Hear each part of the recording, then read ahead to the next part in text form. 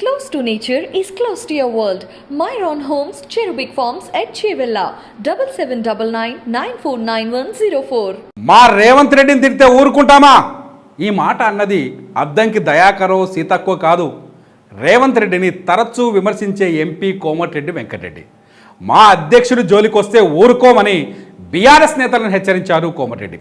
హైదరాబాద్లోని ఎంపీ కోమటిరెడ్డి వెంకటరెడ్డి ఇంట్లో కాంగ్రెస్ ముఖ్య నేతల సమావేశం జరిగింది. ఈ సమావేశంలో కాంగ్రెస్ రాష్ట్ర ఇన్ఛార్జ్ మాణిక్రావు ఠాక్రే, పిసిసి అధ్యక్షుడు రేవంత్ రెడ్డి, సిఎల్పి నేత భట్టి విక్రమార్క, ఉత్తమ్ కుమార్ రెడ్డితో పాటు పలువురు ముఖ్య నేతలు పాల్గొని భవిష్యత్ కార్యాచరణపై చర్చించారు. ఈ మీటింగ్ తర్వాత మాట్లాడిన కోమటిరెడ్డి రేవంత్పై ప్రేమను కురిపించారు. రేవంత్ రెడ్డిని టార్గెట్ చేస్తూ బీఆర్ఎస్ మంత్రులు కొత్త నినాదాన్ని తెర మీదకు తీసుకొచ్చారు. బీసీల ఆత్మగౌరవం అంటూ పాత పల్లవికి కొత్త రాగం కలిపారు.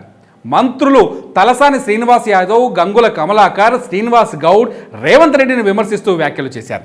రేవంత్ రెడ్డి అగ్రకుల అహంకారంతో బీసీలపై అనుచితంగా మాట్లాడుతున్నారని ఆరోపించారు. నోరుందని ఇష్టానుసారంగా మాట్లాడితే చూస్తూ ఊరుకోమన్నారు.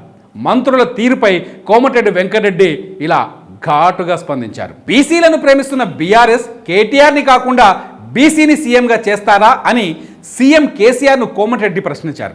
బీసీలకు కాంగ్రెస్ను మించి న్యాయం చేసిన పార్టీ మరొకటి లేదని అన్నారు. మంత్రి తలసాని శ్రీనివాస్ యాదవ్ ఇష్టం వచ్చినట్లు మాట్లాడుతున్నారని, మా పార్టీ అధ్యక్షుడిని తిడితే ఊరుకుంటామా అని కోమటిరెడ్డి స్ట్రాంగ్ వార్నింగ్ ఇచ్చారు. రేవంత్ రెడ్డి బీసీలను ఏమీ అనలేదని, అనవసర ఆరోపణలు చేసి రాజకీయంగా పబ్బం గలుపుకుంటున్నారని కోమటిరెడ్డి మండిపడ్డారు. ఎన్నికలు సమీపిస్తుండడంతో కేసీఆర్ కొత్త మోసానికి సిద్ధమయ్యారని, అందుకే కొత్త పథకాలు అంటూ మరో మోసానికి రెడీ అవుతున్నారని ఆరోపించారు కోమటిరెడ్డి. మరోవైపు అసెంబ్లీ ఎన్నికలపై ఫోకస్ పెట్టిన తెలంగాణ కాంగ్రెస్ కర్ణాటక తరహాలో కలిసికట్టుగా పనిచేసి పార్టీని అధికారంలోకి తీసుకురావాలని ఈ సమావేశంలో నిర్ణయించింది. కలహాలు, అభిప్రాయ భేదాలు పక్కన పెట్టి పార్టీ గెలుపు కోసం కృషి చేయాలని నేతలు భావిస్తున్నారు. అందులో భాగంగా నేతలంతా ఐక్యతా రాగవెత్తుకున్నారు. పార్టీ భవిష్యత్ కార్యాచరణపై చర్చించి నేతలు రోడ్ మ్యాప్, బస్సు యాత్ర, జిల్లాల వారీగా బహిరంగ సభలపై చర్చించారు.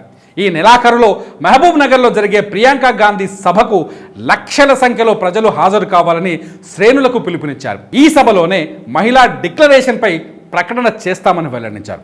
మరి కాంగ్రెస్ కూటమిలో కనిపిస్తున్న ఐక్యత చివరి వరకు నిలబడుతుందా? కామెంట్ల రూపంలో మాకు తెలియజేయండి.